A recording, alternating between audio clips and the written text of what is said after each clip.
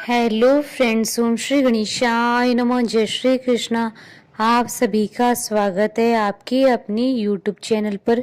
Friends, आज हम आपको इस वीडियो में बताने जा रहे हैं कार्तिक मास में सुनी जाने वाली बुढ़िया माई की कहानी के बारे में।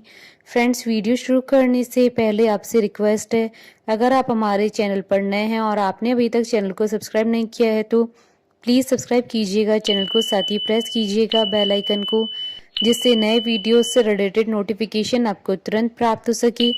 और वीडियो पसंद आने पर वीडियो को लाइक और शेयर जरूर कीजिएगा ताकि सभी भक्तों को इस वीडियो का लाभ प्राप्त हो सके। और कमेंट बॉक्स में जय श्री कृष्ण जरूर लिखिएगा।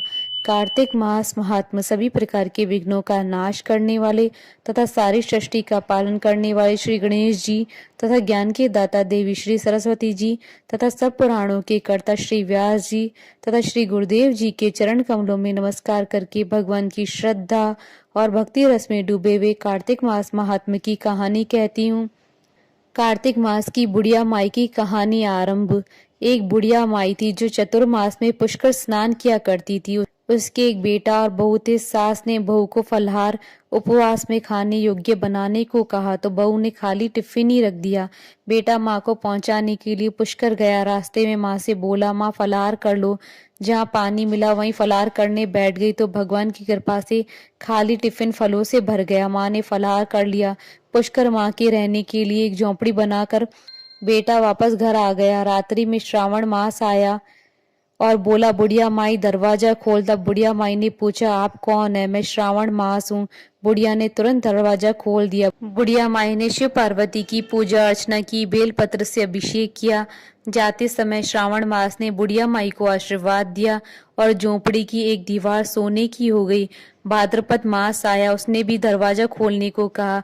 बुढ़िया माई ने दरवाजा खोला, सत्तू बनाकर कजरी तीज मनाई। भाद्रपद मास ने बुढ़िया माई को आशीर्वाद दिया और झोपड़ी की दूसरी दीवार भी सोने की हो गई। फिर अश्विन मास आया और उसने भी दरवाजा खोलने को कहा।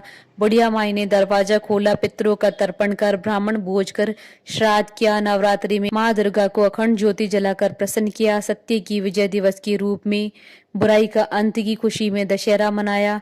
अश्विन मास ने जाते समय प्रसन्न होकर तीसरी दीवार भी बहुमूल्य रत्नों से जड़ित कर दी और बुढ़िया माई को सदैव प्रसन्न रहने का आशीर्वाद दिया। इन सब के बाद कार्तिक मास आया, उसने भी दरवाजा खोलने को कहा। बुढ़िया माई ने दरवाजा खोला, अति प्रसन्न मन से कार्तिक स्नान किया, दीप दान कर दीपावली, गोवर्धन पूजा, भाई दूज, गोपाष्टमी, आंवला नवमी मनाई। कार्तिक मास ने जाते समय आशीर्वाद दिया और झोपड़ी के स्थान पर महल बन गया।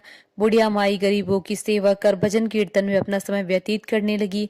बेटा अपनी माँ को लेने आया तो माँ और झोपड़ी को पहचान न सका तो पड़ोसियों से पूछा, उन्होंने बताया तो बेटा माँ के चरणों में गिरकर बोला, माँ घर चलो। सारे सामान के साथ घर ले आया।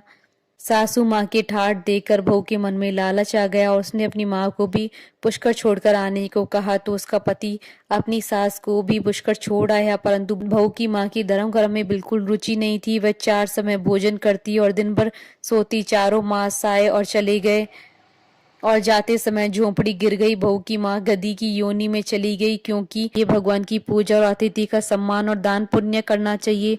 बहू ने कहा, माँ को ले आओ। जब जमाई सास को लेने गया तो कहीं न मिली। लोगों से पूछने पर लोगों ने बताया कि तेरी सास धर्म कर्म कुछ नहीं करती थी, खाती थी और सोती थी, जिससे वह गधी की योनि में चली गई। जमाई गधी की योनि में सास को बांधकर घर ले आया। उसकी पत्नी ने पूछा, मेरी माँ कहाँ है? तब पति ने कहा, तेरे लालच की वजह से तेरी माँ गधी की योनि में आ गई है। बड़े बड़े विद्वानों, ब्राह्मण, ऋषि मुनियों से पूछने पर उन्होंने बताया कि तेरी सास के स्नान के पानी से स्नान करने पर उसे मनुष्य योनि मिलेगी।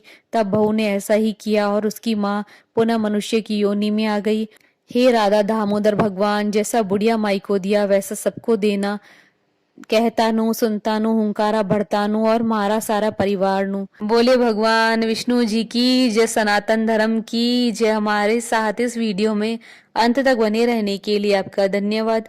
ओम श्री गणेशाय नमः। जय श्री कृष्णा।